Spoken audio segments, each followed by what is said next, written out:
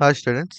మనం లాస్ట్ వీడియోలో వచ్చేసి డేటాబ్రిక్స్ యొక్క మెడాలియన్ ఆర్కిటెక్చర్ ఎలా ఉంటుందో చూసాము. దాని యొక్క మెయిన్ పర్పస్ ఏంటి, అది మనం ఎలా యూజ్ చేసుకోవాలనేది క్లియర్గా అయితే మనకి అర్థమైంది. ఓకే, సో ఇప్పుడు వచ్చేసి మనం ఈ వీడియోలో one of the most important and బాగా కన్ఫ్యూజన్ చేస్తారు మిమ్మల్ని కాన్సెప్ట్ గురించి మనం క్లియర్‌గా అర్థం చేసుకుందాం. సో, చాలా వరకు ఏంటి అంటే కొంత లైక్ డేటా లేక్ అని, డేటా వేర్ హౌస్ అని, డెల్టా లేక్ అని, లేక్ హౌస్ అని.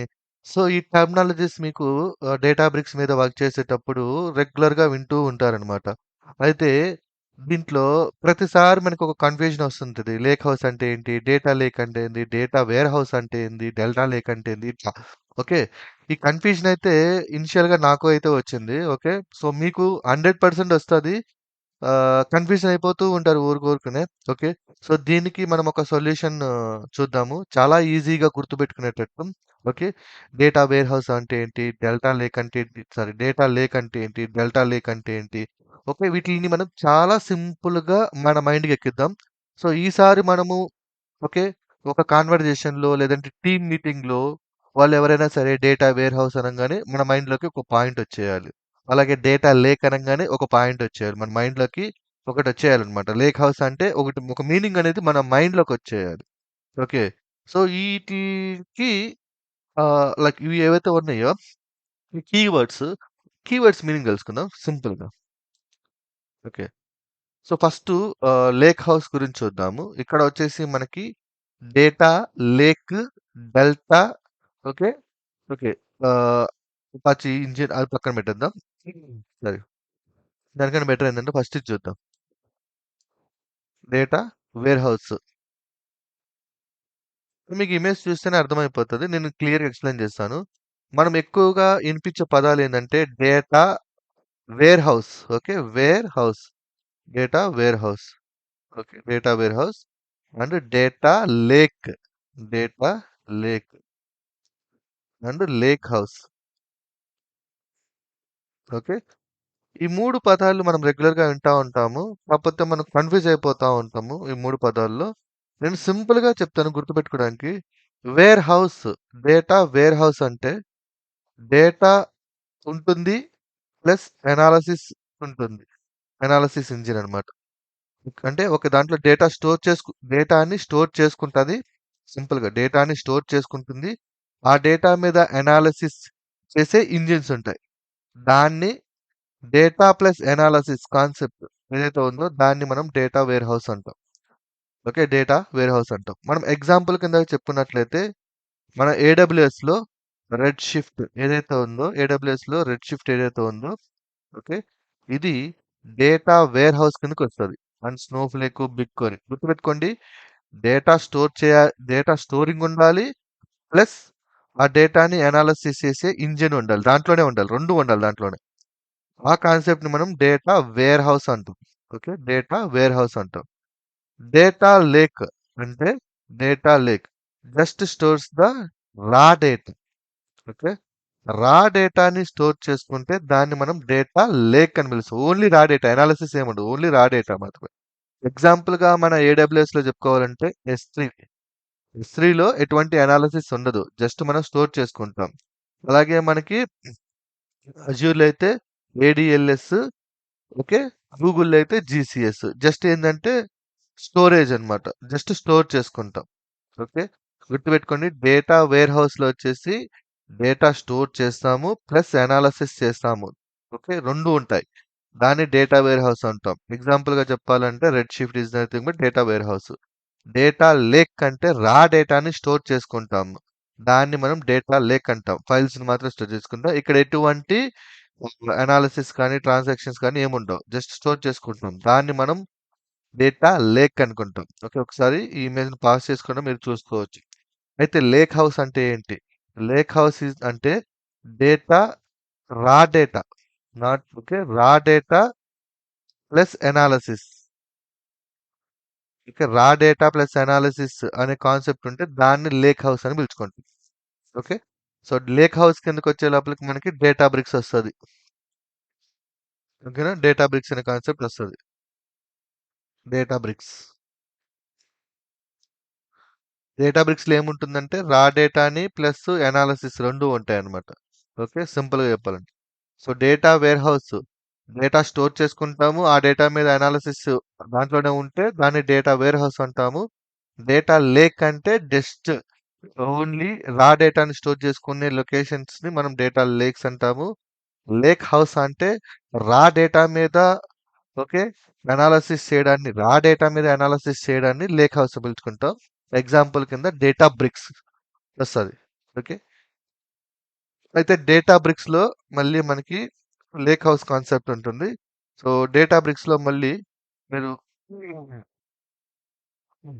డేటా బ్రిక్స్ వస్తే ఇప్పుడు డేటా బ్రిక్స్ కనుకొస్తే ఈ డేటా బ్రిక్స్‌లో మనకి డేటా లేక్, డెల్టా ఇవి ఉంటాయి. ఓకే. సో, ఈ రెండిటికి మధ్య డిఫరెన్స్ గాని తెలిస్తే మీకు క్లియర్ క్లియర్ అయిపోతది. సో, డేటా లేక్‌లో మనం ఏం చెప్తున్నాము రా డేటా ఉంటుంది. Data lake is nothing but raw data. Okay. గుర్తుపెట్టుకోండి data, data lake. Okay. Data lake అని అంటే raw data. So, raw data ఏడబ్ల్యూఎస్‌లో అయితే ఎస్3, అజూర్‌లో అయితే ఏడీఎల్ఎస్, జీసీపీలో అయితే GCS. Okay. Raw data storage services ఇవి. Data lake. మరి డెల్టా అంటే ఏంది అంటే ఈ రా డేటాని టేబుల్ ఫార్మాట్‌లో ఓకే. టేబుల్ ఫార్మాట్‌లో స్టోర్ చేసే విధానం. టేబుల్ ఫార్మాట్‌లో స్టోర్ చేస్తాం. అంటే డేటాబ్రిక్స్ వాడు యూజ్ చేస్తాడనమాట. ఎట్లా అంటే డెల్టా, ఐస్‌బర్గ్, హూడీ. సింపుల్. ఎలా అంటే ఇప్పుడు మనకి రా డేటా ఉందా? ఈ రా డేటాని టేబుల్ ఫార్మాట్‌లో స్టోర్ చేస్తామనమాట. అది ఏ టేబుల్ ఫార్మాట్ అనేది యువర్ విష్. డెల్టా సంబంధించిన టేబుల్ ఫార్మాట్‌లో స్టోర్ చేస్తావా? లేదంటే ఐస్‌బర్గ్ సంబంధించిన టేబుల్ ఫార్మాట్‌లో స్టోర్ చేస్తావా? లేదంటే హుడీ సంబంధించిన టేబుల్ ఫార్మాట్‌లో చేస్తావా? సో, ఇప్పుడు టేబుల్ ఫార్మాట్‌లో చేస్తున్నామంటే వీటికి సంబంధించిన వాటి ఓన్ ఫీచర్స్ ఉంటాయి. అంతే కదా! ఎందుకు డెల్టా, ఐస్‌బర్గ్, హుడీ అనేది సో, వాటి ఓన్ ఫీచర్స్ ఉంటాయన్నమాట. సో, వాటి చూద్దాం మనం. ఇప్పుడు మనము ఏం చేస్తున్నాము రా డేటా ఏదైతే ఉందో సారీ.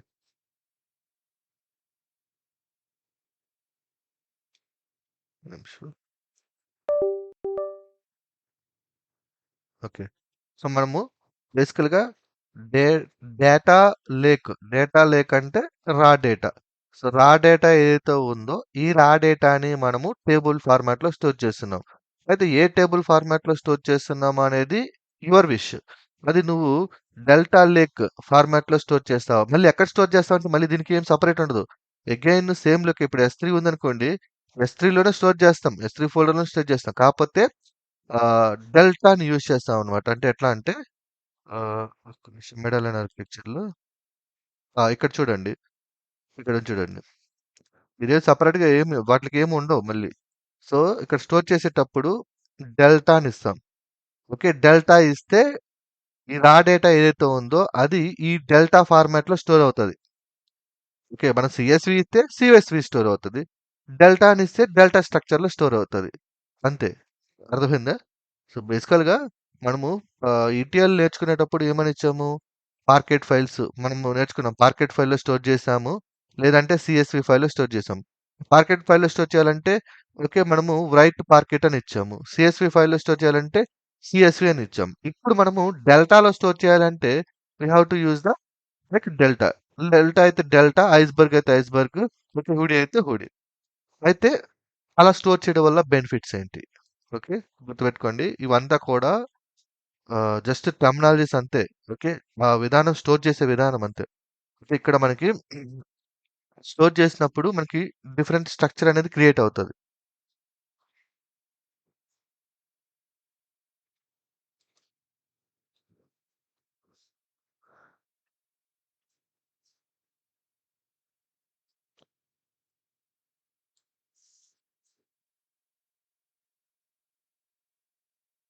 ఒక నిమిషం.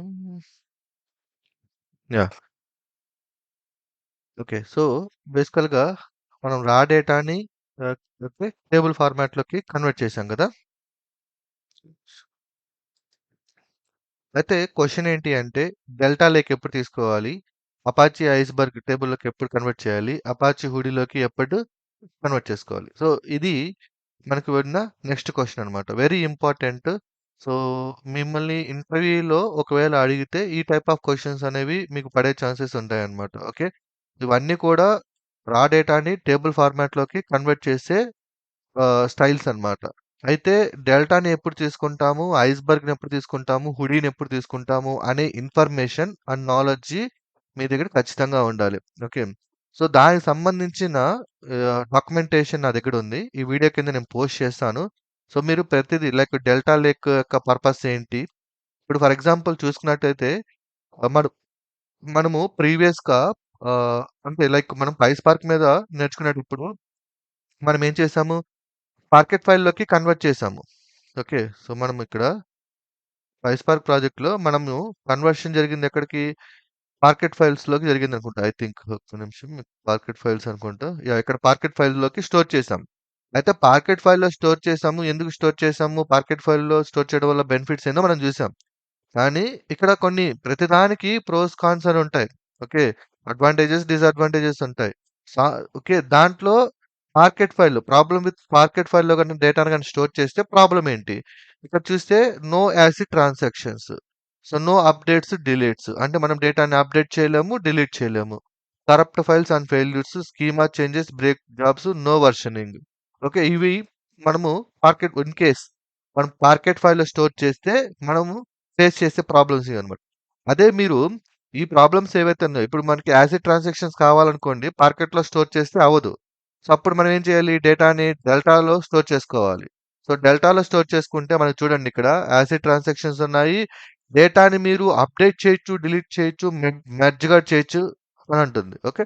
So, that is the actual information మనకు కావాల్సింది. మీరు ఇప్పుడు నేర్చుకుంటే మరి డెల్టా లేక్ అన్నాడు. డెల్టా లేక్ ఎందుకు వాడతామో తెలిసుండాలి ఖచ్చితంగా మనకి. అలాగే ఐస్‌బర్గ్ ఎందుకు ఏ టైంలో వాడతామో తెలిసుండాలి. అలాగే హుడీ ఏ టైంలో వాడతామో మనకి ఖచ్చితంగా తెలిసుండాలి. ఎందుకంటే ఈ 3 కూడా టేబుల్ ఫార్మాట్‌లే. సో, మనం క్వెషన్ చేసుకోవాలి. 3 టేబుల్ ఫార్మాట్‌లో ఉన్నప్పుడు 3 ఎందుకు? ఒకటే ఉంటే సరిపోతుంది గదా! అంటే దాని యొక్క పర్పస్ ఖచ్చితంగా ఉండే ఉంటుంది. సో, ఆ పర్పస్ మనకు తెలిసుండాలి. అలా తెలిస్తేనే మనం ఇంటర్వ్యూలో ఈజీగా హ్యాండిల్ చేయగలుగుతాం. సో, అలా ఈజీగా ఇంటర్వ్యూలో హ్యాండిల్ చేయాలంటే మీకు ఈ డాక్యుమెంటేషన్ ప్రొవైడ్ చేస్తాను. ఈ డాక్యుమెంటేషన్‌ని ఓపికగా ఓకే. లైన్ టు లైన్ చదివితే మీకు కంప్లీట్ ఐడియా వస్తది. ఈ రోజుల్లో కోడింగ్ చేయడం పెద్ద కష్టమేం కాదు. Coding is very simple. Already మీరు చేసేసారు. So, okay. ATL pipelines already create చేశారు. పైస్పార్క్ ఆల్రెడీ చేసేసారు. అండ్ డేటాబ్రిక్స్ కూడా ఏమి ఉండదు. అది కూడా చూస్తాం మనం ప్రాక్టికల్‌గా. సో, డేటాబ్రిక్స్‌లో వాడే కాన్సెప్ట్స్ ఇప్పుడు ఇవన్నీ కూడా. వీటిలన్నిటి మెడాలియన్ ఆర్కిటెక్చర్ ఆల్రెడీ చేసిందే. కాకపోతే మెడాలియన్ ఆర్కిటెక్చర్ అని పిలుచుకుంటున్నాం ఇక్కడ. సో, ఇక్కడ డేటా లేకు, డేటా వేర్‌హౌసు, ఓకే. డెల్టా లేక్ ఇవన్నీ తెలిసినయే. జస్ట్ టెర్మినాలజీస్ ఇవన్నీ కూడా. ఓకే. జస్ట్ డీప్‌గా ఆలోచించి అర్థం చేసుకోవడానికి ట్రై చేయండి. ఓకే. ఇవన్నీ ఎక్కడ స్టోర్ అవుతాయంటే మళ్ళీ ఇంకొకటి మనం S3 బకెట్‌లో అయితే S3 బకెట్‌లోనే స్టోర్ చేస్తాం. వీటిలకంటూ మళ్ళీ సెపరేట్ ఏం టేబుల్స్ క్రియేట్ చేయడము ఇప్పుడు మైఎస్‌క్యూఎల్, పోస్ట్‌గ్రెస్‌క్యూఎల్ అట్లా ఏముండదు వీటిలకి. సో, మనము S3 బకెట్ వాడతాం గదా! S3 బకెట్‌లోనే ఇప్పుడు బ్రోంజ్ అనే ఒక ఫోల్డర్ క్రియేట్ చేసుకుంటాము. దాంట్లో ఈ స్కీమా ఇయన్నీ క్రియేట్ చేసుకొని దాంట్లో స్టోర్ చేసుకుంటాం. అంతేకానీ వీటిలకి మళ్ళీ మైఎస్‌క్యూఎల్ లాగా, పోస్ట్‌గ్రెస్‌క్యూఎల్ లాగా సెపరేట్‌గా ఏమైనా టూల్స్ ఏమైనా ఇన్‌స్టాల్ చేయాలనంటే అవసరం లేదు. ఓకేనా? గుర్తుపెట్టుకోండి. S3 అయితే ఏడబ్ల్యూఎస్‌లో అయితే S3, అజూర్‌లో అయితే అజూర్‌కి సంబంధించిన డేటా లేక్. అలాగే జీసీపీ వాటికి సంబంధించిన డేటా లేక్. దాన్ని యూజ్ చేసుకుంటాం అంతే. ఓకే. సో, చూడండి ఈ డాక్యుమెంటేషన్ మొత్తం చదివితే మీకు ఫుల్ క్లారిటీ అనేది వచ్చేస్తది. నేను షేర్ చేస్తాను. ఖచ్చితంగా చదవాలి. చదివితేనే మీకు అర్థమైతది. సింపుల్. మళ్ళీ సింపుల్‌గా చేసేస్తాను. డేటా లేక్‌లో ఉన్న రా డేటాని టేబుల్ ఫార్మాట్‌లోకి కన్వర్ట్ చేయడం. టేబుల్ ఫార్మాట్‌లోకి కన్వర్ట్ చేస్తే ఏ టేబుల్ ఫార్మాట్‌లోకి 3 ఉంటాయి. ఆ 3లో ఏది చూజ్ చేసుకుంటున్నాము అనేది మన ఇష్టం. సో, మోస్ట్‌లీ మనము డేటా బ్రిక్స్ మీద వర్క్ చేస్తున్నాం కాబట్టి we always use this Delta Lake. Okay. Data lake is different. Delta Lake is different. Delta Lake is the table format. Data lake is the storage service where we store the raw data. Okay. Confuse అవ్వద్దు. So, ఇక్కడ చూస్తే ఇదండి. Delta లేక్‌లో గాని store చేస్తే parquet జేసన్‌లో ఉంటుంది. అంటే file format వచ్చేసి అగైన్ మనకి డాట్ పార్కెట్ అని ఉంటుంది. ఎక్స్ట్రా మనకి డాట్ జేసన్‌ను and log folder delta log అని క్రియేట్ అవుతది. ఓకే. స్టోరేజ్ వచ్చేసి ఎక్స్‌టెన్షన్ ఉంటుంది కదా! Dot CSV okay. Dot JSON లాగే ఇప్పుడు మీరు డెల్టా లేక్ అని తీసుకుంటే ఫైల్ యొక్క format dot Parquet dot JSON ఉంటుంది. అంటే దాని మీనింగ్ ఏంటంటే మనం ఒకవేళ డేటాని స్టోర్ చేస్తే ఆ డేటా యొక్క స్టోరేజ్ ఫార్మాట్ మనకిద్దండి. డేటా వచ్చేసి ఇట్లా స్టోర్ అవుతది. డాట్ పార్కెట్ దాని యొక్క మెటా డేటా డాట్ జేసన్‌లో స్టోర్ అవుతది అంటుంది. సో ప్రీవియస్‌గా మనకి ఓన్లీ పార్కెట్ ఫైల్సే స్టోర్ అయ్యాయి. ఇప్పుడు మనకి పార్కెట్ ఫైల్స్‌తో పాటు సమ్ ఎక్స్‌ట్రా ఇన్ఫర్మేషన్ ట్రాక్ అవుతుందన్నమాట. అంతే. Okay. So same Apache Iceberg తీసుకుంటే పార్కెట్ టు మెటా డేటా ఉంది. హూడీ తీసుకుంటే పార్కెట్ కమిట్‌లోకి ఉంది. సీఎస్‌వి అంటే మనకు తెలిసిందే. సీఎస్‌వి డాట్ సీఎస్‌వి తీసుకుంటే సో పార్కెట్ తీసుకుంటే ఓన్లీ పార్కెట్టే. So no ACID, no transaction. That is the main difference అన్నమాట. అందుకే మనము టూల్స్ యూజ్ చేస్తాం. So Databricks, AWS okay. ఇది కాదు. అది వేరేది. రైట్. అండ్ ఇక్కడ వచ్చేసి డెల్టా లేక్, ఐస్‌బర్గ్, హుడీ ఇది షార్ట్ టర్మ్ అన్నమాట. యాసిడ్ ట్రాన్సాక్షన్స్ కావాలి అంటే డెల్టా లేక్, ఐస్‌బర్గ్, హుడీలో మూడిట్లో ఉంది. మనం నార్మల్ పార్కెట్‌లో స్టోర్ చేసామంటే యాసిడ్ ట్రాన్సాక్షన్స్ రావు. సో దానికి ఏందంటే మనం డెల్టా కానీ, ఐస్‌బర్గ్ కానీ, హుడీ గాని యూజ్ చేసుకోవాలి. టైమ్ ట్రావెల్ అండ్ దీంట్లో డెల్టా లేక్, ఐస్‌బర్గ్, హుడీ ఉందన్నమాట. అంటే వెర్షన్ రిలేటెడ్. ఫైల్స్‌ని మెర్జ్ చేసుకోవచ్చు. స్కీమా ఎవాల్యుయేషన్ ఉంది. స్ట్రీమింగ్ అంటే ఏం మార్కెట్‌లో ఫైల్స్ సీఎస్‌వి ఫైల్స్‌లో స్టోర్ చేసే దొరకని ఫీచర్స్‌ని మనకి డెల్టా లేక ఐస్‌బర్గ్ హుడీ అనేది ప్రొవైడ్ చేస్తుంది. అంటే ఎక్స్‌ట్రా ఫీచర్స్‌ని డెవలప్ చేశారనమాట అంతే. ఎక్స్‌ట్రా ఫీచర్స్‌ని డెవలప్ చేసి వాటికి పెట్టుకున్న పేర్లు ఇయి. ఓకే. ఆల్‌మోస్ట్ అన్నీ కూడా ఈక్వల్‌గానే ఉన్నాయి. మనకి డేటాబ్రిక్స్‌లో నేటివ్ వచ్చేసి డెల్టా లేక్ ఉంటుంది. ఐస్‌బర్గ్, హ్యూడీ అనేది మనం సెపరేట్‌గా తెచ్చుకోవాల్సొస్తది. అంతే. సో, ఆల్‌మోస్ట్ మనము అంటే డెల్టాలోనే స్టోర్ చేస్తాం. డేటాని స్టోర్ చేసేటప్పుడు ప్రతిసారి మనం డెల్టానే యూజ్ చేస్తాం. అంటే కోడ్‌లో ఏం డిఫరెన్స్ ఉండదు. ఇన్‌స్టెడ్ ఆఫ్ పార్కెట్ బదులు డెల్టా అని పెడతాం అంతే. Done. DF dot right dot format delta అని పెడతాం. 3ఎస్‌లో మనం ఏం పెట్టుకున్నాం? పార్కెట్ అని పెట్టుకున్నాం ఇక్కడ. ఇక్కడ ఏం చేస్తామంటే డెల్టా అని పెడితే ఆటోమేటిక్‌గా డెల్టా ఫార్మాట్‌లో ఉన్న టేబుల్‌లో స్టోర్ అయిపోతది మొత్తం. ఓకేనా? రైట్. సో, ఇది ఆహ్, మామూలుగా లేక్ హౌసు, డేటా యొక్క స్టోరేజ్ ఫార్మాట్స్ ఇవన్నీ కూడా దీంట్లోకొచ్చాయి. ఓకే. సో, నెక్స్ట్ వీడియోలో వచ్చేసి మనము రోడ్ మ్యాప్ చూద్దాం. ఎక్కడ స్టార్ట్ చేయాలి? ఎక్కడ ఎండ్ చేయాలి? సో, ఎలా ముందుకెళ్ళాలి? స్టెప్ బై స్టెప్ ఎలా నేర్చుకోవాలని జెప్పేసి నెక్స్ట్ వీడియోలో ఒక రోడ్ మ్యాప్ చూద్దాము. ఓకే. రోడ్ మ్యాప్ చూసిన తర్వాత, ఆ తర్వాత ఫైనల్‌గా మనం ప్రాజెక్ట్ స్టార్ట్ చేద్దాం. సో, ఇదంతా థియరీ ఎందుకు చెప్తున్నానంటే మీ మైండ్‌లోకొస్తది. సో, ఫస్ట్ డేటాబ్రిక్స్ ఎవరు నేర్చుకోవాలి? ఎలా నేర్చుకోవాలి? అది చెప్పాను. తర్వాత వీడియోలో ఓకే. మెడాలియన్ ఆర్కిటెక్చర్ అంటే ఏంటి? అది ఎలా ఉపయోగపడుతుందో చెప్పాను. ఈ వీడియోలో లేక్ హౌస్ కాన్సెప్ట్ ఏంటి? లేక్ హౌస్ కాన్సెప్ట్‌కి సంబంధించిన టేబుల్ ఫార్మాట్స్ ఏమేమి ఉంటాయో చెప్పాను. నెక్స్ట్ వీడియోలో డేటాబ్రిక్స్ రోడ్ మ్యాప్ ఎలా స్టార్ట్ చేద్దాము? స్టెప్ బై స్టెప్ ఎలా నేర్చుకుందాం అనేది చెప్తాను.